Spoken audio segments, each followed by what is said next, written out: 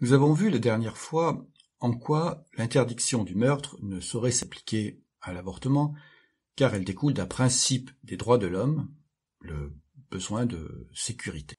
À l'inverse, il y a un cas où l'interdiction du meurtre n'est pas respectée, alors qu'elle devrait l'être, car cela induit une forte insécurité. Cas où non seulement tuer autrui est autorisé, mais même encouragé. Cas où l'État transforme certains de ses ressortissants en tueurs en série, et même accessoirement en vandales et en tortionnaires. Situation donc que notre utilitarisme ne peut que condamner vigoureusement. Et pour ceux qui n'auraient pas encore deviné, je veux bien sûr parler de la guerre. Si l'on en juge par les souffrances, les malheurs qu'elle engendre, l'éradication de celle-ci devrait être la préoccupation principale de toute société civilisée. La préoccupation première de tout être humain qui se respecte. Car non seulement elle engendre de l'insécurité et de la souffrance directement, mais n'oublions pas non plus les dégâts matériels absolument gigantesques du fait de la puissance des armes actuellement. Si celui qui balance une bombe sur un immeuble devait le restaurer dans son état initial avec ses seuls petits bras, ça lui en passerait sûrement l'envie. Et que dire de la pollution, de la surconsommation énergétique, de ce sport viril, à l'heure où l'on parle réduction de l'empreinte carbone. Alors bien sûr, tout le monde condamne la guerre, mais de toute évidence, ça ne résout rien. Que faut-il donc faire? Eh bien, élaborer des solutions concrètes ayant de bonnes chances de fonctionner. Et c'est bien sûr ce que nous allons faire ici.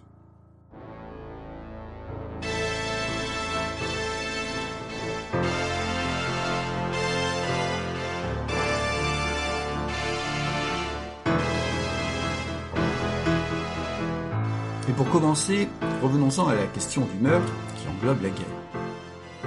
Dans nos sociétés, le meurtre n'est pas seulement condamné, il est fortement réprimé. À la moindre suspicion, il y a enquête.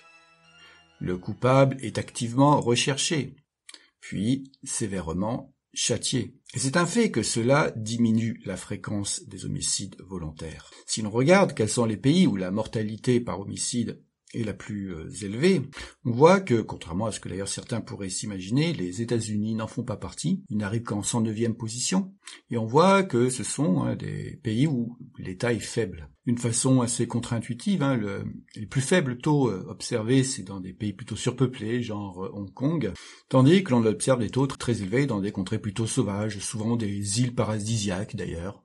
Et si la géographie ne vous suffit pas, l'histoire délivre le même message. On observe, par exemple, que le taux d'homicide en Europe a globalement reculé depuis le Moyen-Âge, où il était 10 fois plus élevé qu'aujourd'hui. Et là encore, la principale explication semble être la présence et la performance de la police et de la justice. En fait, au Moyen-Âge, les rois ne contrôlaient pas grand-chose, des hordes de brigands écumaient les plaines, c'est pourquoi d'ailleurs tous les vieux villages sont perchés sur des collines, où l'on trouve également de nombreux châteaux forts. Alors l'idée que cela suggère, pour réduire la violence en général et les homicides en particulier, est qu'en cas de conflit avec autrui, plutôt que régler ses comptes en pair à pair, on fasse appel à une force supérieure qui tranche et, le cas échéant, sanctionne. L'idée est que, collectivement, on interdise l'homicide et plus généralement la violence, et pas juste avec des mots, quoi. Dans ce processus, l'individu abandonne en quelque sorte une partie de sa souveraineté pour plus de sécurité. C'est ce que l'on appelle le monopole par l'État de la violence légitime. L'interdiction du meurtre fait donc partie de cela. Mais alors, pourquoi cette exception que constitue la guerre? Eh bien, vous l'aurez aisément deviné, si au sein des États la violence est interdite, il n'en est rien entre les États, puisqu'il n'y a rien au-dessus d'eux. D'où une solution évidente, qu'il y ait une sorte d'État au-dessus des États. Qu'en cas de dispute entre deux nations, elle s'en réfère à une instance supérieure qui se charge de régler le problème et qui interdise toute agression. Idée qui n'est pas nouvelle et qui s'est d'ailleurs un petit peu concrétisée à la suite des 2 guerres mondiales, oui parce qu'apparemment il a fallu ça quand même, et qui s'appelle aujourd'hui l'ONU, l'Organisation des Nations Unies. Et ça marche, hein. Il y a plein de différends entre États qui sont réglés au niveau de l'ONU. Pour être plus précis, la Cour internationale de justice de La Haye, comme par exemple le différend entre la France et le Mexique pour la possession de l'atoll de Clipperton. Et pour ce qui concerne l'interdiction d'agression, nous avons un bel exemple avec l'invasion du Koweït par l'Irak en 1990, laquelle a été renversée par un mandat de l'ONU, grâce à une armada aérienne. L'idée est que tout État qui en agresse un autre se fasse remettre à sa place par plus fort que lui, de sorte qu'il va éviter de s'engager dans une telle aventure, d'où beaucoup moins de guerre. Mais alors, me dira-t-on, pourquoi ce qui a fonctionné avec l'invasion du Koweït ne fonctionne pas avec celle de l'Ukraine? Et la réponse est fort simple, L'attaquant ici est trop fort. Il dispose en particulier, l'arme nucléaire, ce qu'il ne manque pas de rappeler. On pourrait également ajouter qu'il dispose d'un droit de veto à l'ONU, de sorte que, de facto, rien ne peut être décidé contre lui. Mais ce point n'est pas essentiel. Ce serait trop simple s'il suffisait de retirer les droits de veto. Ces derniers sont juste en cohérence avec la puissance des États concernés. Et c'est bien pourquoi ils ont été institués d'ailleurs lors de la formation de l'ONU, suite à l'échec de la SDN, enfin bref. La solution la plus simple qui s'impose donc ici est donc la suivante. Que l'ONU dispose d'une force militaire très supérieure à celle de chaque État pris individuellement. Et le monopole de l'arme nucléaire. Alors j'entends parfois prôner l'abandon de tout armement nucléaire, mais son monopole par l'ONU me semble préférable, car sans cela, si un docteur Folamour quelque part parvenait à en disposer, nous serions pris au dépourvu.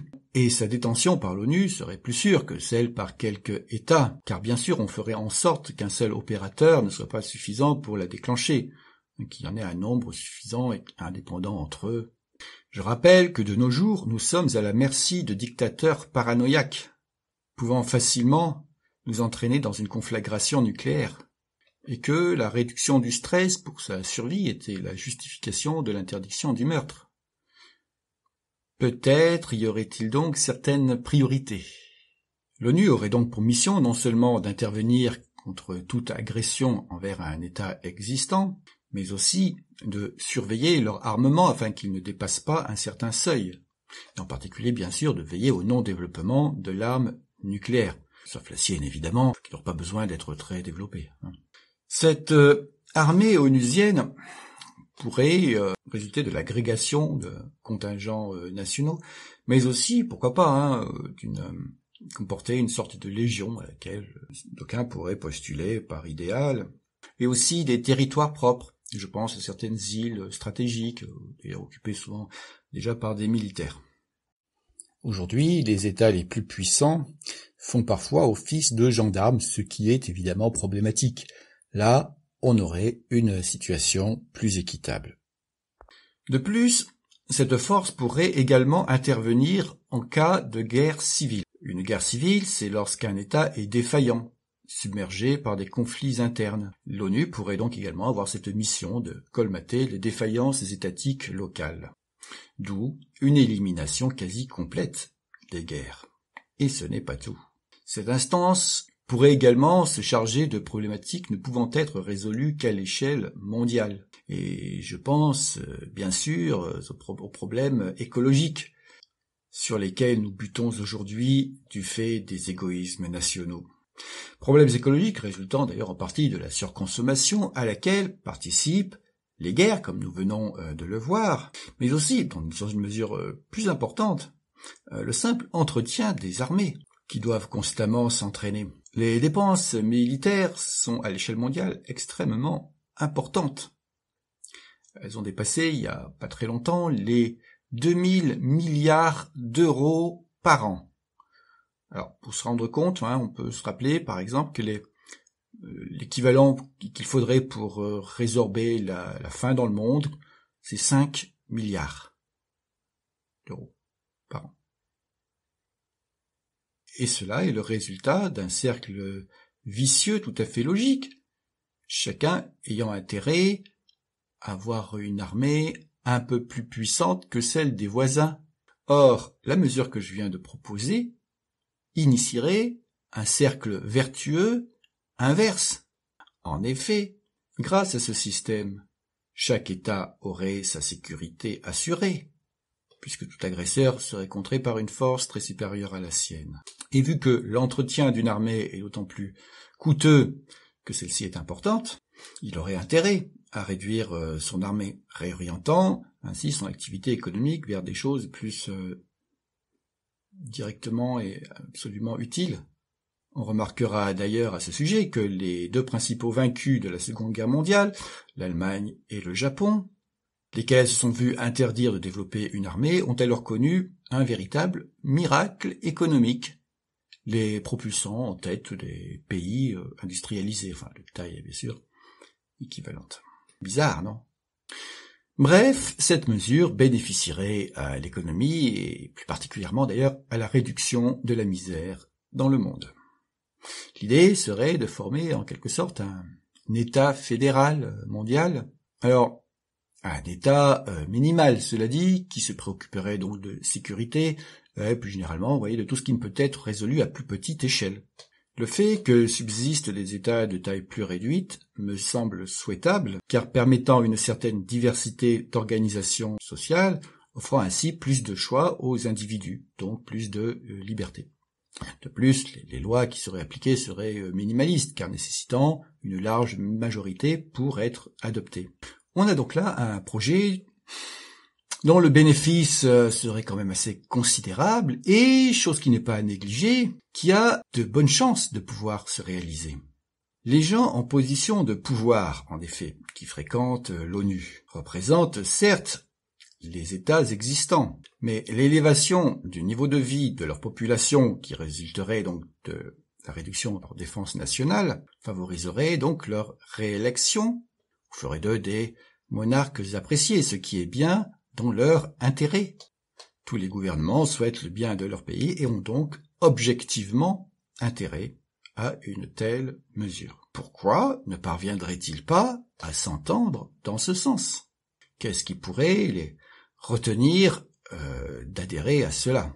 Alors je pense à un dictateur dont l'armement nucléaire constituerait sa garantie de survie. Et bien dans ce cas, pourquoi ne pas lui garantir une fin de vie paisible et confortable en échange de sa démission ou du moins de, l'adhésion de son État à la fédération. Et donc évidemment sa dénucléarisation. Alors, il y a aussi le cas d'un gouvernement impérialiste souhaitant s'étendre au détriment de ses voisins. Parce que là, il faut reconnaître qu'évidemment notre proposition ne va pas dans son intérêt, enfin dans le sens de cet intérêt très particulier quand même. Mais remarquons déjà que notre initiative ferait tomber les masques. On saurait qui est vraiment impérialiste. Et ce serait déjà là une voie vers la résolution du problème, car généralement personne n'avoue une telle ambition.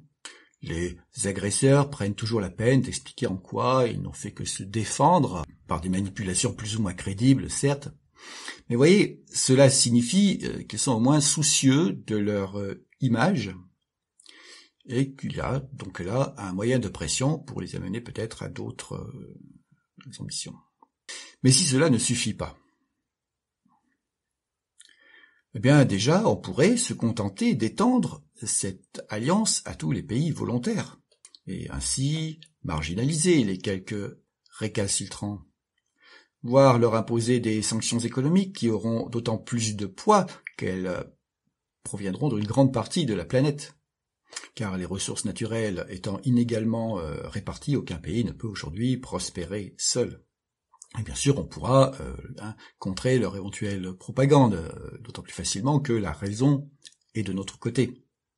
Ou mieux, bien sûr, s'efforcer de les raisonner personnellement, accéder à leurs besoins profonds, pour voir comment ils pourraient être satisfaits autrement, et même mieux, car enfin on ne parle pas là de besoins humains fondamentaux. Enfin, sans aller jusqu'à un cas d'impérialisme caractérisé, on peut penser que certains soient attachés à des objectifs nationaux dont ils craignent qu'ils ne soient pas satisfaits par les décisions de la justice fédérale. L'incertitude suscite la crainte, et donc l'immobilisme. Eh bien, pour réduire cela, on pourrait s'entendre sur des principes universels qui présideraient aux décisions. Par exemple, l'équité, les décideurs devraient s'efforcer de léser le moins possible chacune des parties. Et je pense aussi, vous voyez, au fameux droit des peuples à disposer d'eux-mêmes, dont les modalités seraient à préciser, bien sûr. Clairement, ce que chacun aurait à craindre serait largement compensé par le bénéfice d'un tel système. Bref, tout être raisonnable ne peut qu'y adhérer. De sorte que le seul obstacle que je vois là, eh bien, c'est le manque de raison, et en particulier l'incapacité à remettre en cause ses propres buts du moment, pour accéder bien sûr à quelque chose de plus satisfaisant. Si l'on reprend la métaphore d'un ensemble d'individus qui, pour faire société, gagner en sécurité et en prospérité, doivent abandonner une partie de leur souveraineté, le problème serait celui d'individus restés coincés dans une sorte de paranoïa, un instinct de compétition, vous voyez, de défense, de vénération de leur moi, les empêchant d'accéder donc à ce genre de solution. Leur erreur consistant à confondre leur véritable intérêt avec un moi abstrait, ce que j'appelle volontiers l'ego. Sauf qu'ici, l'égoïsme dont il est question s'appelle le nationalisme. Alors, non pas au sens de la défense de l'intérêt de son peuple, puisque ce que je propose sert précisément cet intérêt, mais au sens d'un fanatisme borné. La stupidité ici, vous voyez, consisterait à réagir négativement à l'expression abandon de souveraineté, à être tellement effrayé par celle-ci qu'on omettrait d'explorer plus avant ce qu'elle recouvre. Une réduction de liberté bien minime, et même pas vraiment gênante pour quiconque n'a pas spécialement envie de nuire à autrui. D'autant plus que, de surcroît, on ne parle pas de la liberté individuelle ici. On parle d'État. Et on voit que le problème, c'est aussi le fait de s'identifier à ce qui n'est pas réellement soi-même. La solution à ce problème est donc, déjà, vous voyez, bien sûr, de développer la raison. Bon, ça, c'est peut-être un peu plus sur le long terme. D'expliquer, et j'ajouterais aussi de contrer une certaine propagande. Parce que le discours dominant aujourd'hui n'est pas celui du mondialisme. Si vous entendez la proposition argumentée que je viens de faire ici dans les médias, dominants ou même les réseaux sociaux, enfin, à part évidemment la chaîne où je m'exprime forcément, faites-moi signe. Le mondialisme est au contraire discrédité, d'une façon évidemment fallacieuse forcément, en l'amalgamant avec des trucs qui n'ont rien à voir. Le mondialisme, c'est le projet d'une structure étatique à l'échelle mondiale, bon ça d'accord, il ne vise pas l'abolition des États-nations par exemple, comme on l'entend parfois, ça c'est l'antinationalisme alors, et encore moins des identités, enfin bon. Et ça n'a aucun rapport avec l'ouverture des marchés, les multinationales, tout ça, ni une quelconque uniformisation des modes de vie. Ça, c'est ce qu'on appelle la mondialisation. Faut pas tout mélanger. Et d'ailleurs, la prise en compte de l'impératif écologique va plutôt induire une production à proximité du lieu de consommation, par exemple. Et bien sûr, aucun rapport avec un quelconque autoritarisme. Vous savez, toute la parano autour d'un prétendu gouvernement mondial qui, bien sûr, chercherait à asservir la population. Alors qu'il y a pourtant plein de dictatures, bien réelles, elles, par contre. Mais bon, comme elles sont nationales, comme c'est la réalité, c'est pas très... Non, le discours dominant est nationaliste. Par exemple, on parle souvent du droit des peuples et les individus. Le concept à la mode est la souveraineté. Alors, sous-entendu, celle des nations. Ce qui n'a pourtant rien à voir avec notre liberté individuelle, qui dépend plutôt, bien sûr, du mode de gouvernement. Mais bon, ça entretient l'illusion, vous voyez, si on n'y réfléchit pas trop. Dans de nombreux pays, dès le plus jeune âge, les enfants sont endoctrinés, abreuvés de chants patriotiques, d'une histoire déformée pour servir un récit nationaliste, quand ils ne sont pas dressés au garde-à-vous à la vue de leur drapeau. Et il y a une raison à cela, qui est l'organisation politique. Tout d'abord, les gouvernements, surtout dictatoriaux, ont tout intérêt à tenir ce genre de discours, car ils les justifient dans leur pouvoir, cimentent l'ensemble du pays en tant que dénominateur commun, forcément, et accessoirement détournent des problèmes qui pourraient susciter des critiques à leur encontre. Sans oublier que cela permet aussi de disposer d'une chair à canon suffisamment docile.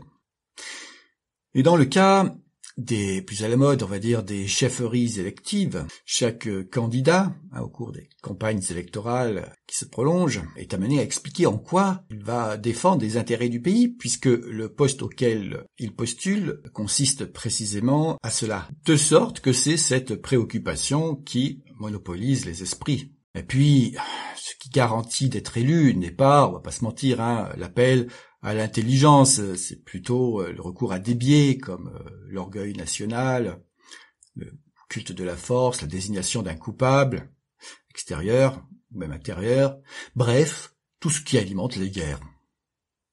Et bien sûr, pour faire passer la pilule, on va expliquer qu'on est pour le respect des autres nations, voire la collaboration entre les peuples. Sauf que tout cela, ce ne sont que des mots. À la limite, allez, de belles intentions. Un peu comme si l'on disait qu'on est contre la violence, tout en laissant les meurtriers libres d'agir, tout en enchérissant les causes. The future does not belong to globalists. The future belongs to patriots.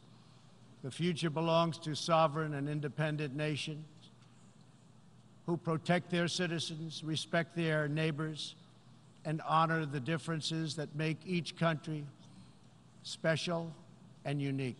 Il en irait différemment si l'on élisait un gouvernement mondial, en plus du gouvernement local. Bon, ce n'est pas précisément ce que je propose.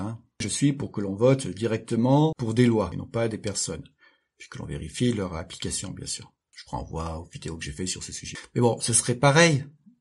Cela orienterait les esprits vers des préoccupations ne générant pas de conflits d'intérêts. Bien au contraire. Je résume mes propositions. Conférer à l'ONU, que l'on aura peut-être renommé pour l'occasion, mais bon, ça c'est un détail, un pouvoir plus important, et plus précisément la doter d'une force militaire nettement supérieure à celle de la plus puissante des nations. Lui conférer le monopole de la puissance nucléaire, un pouvoir de police supranationale, et faire en sorte que ce soit un organe démocratique, avec des règles décisionnaires justes et clairement définies. Mais avant d'en arriver là, vous voyez que l'action qui s'impose est de répandre les idées que je viens d'exposer. D'autant plus que nous venons de voir à quel point cette diffusion fait défaut aujourd'hui.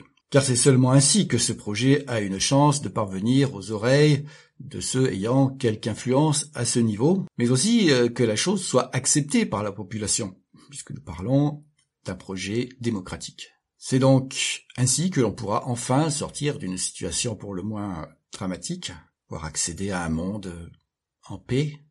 Et vous vous doutez bien que ce n'est pas une petite vidéo avec quelques centaines de vues qui va suffire. Votre responsabilité pour un monde meilleur ou la fin du monde est donc, à la minute où je vous parle, importante, selon ce que vous allez faire de mon message.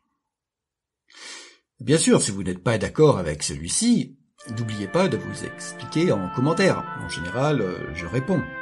Et d'ailleurs, peut-être aurez-vous raison. Et si vous avez d'autres propositions pareilles, communiquez.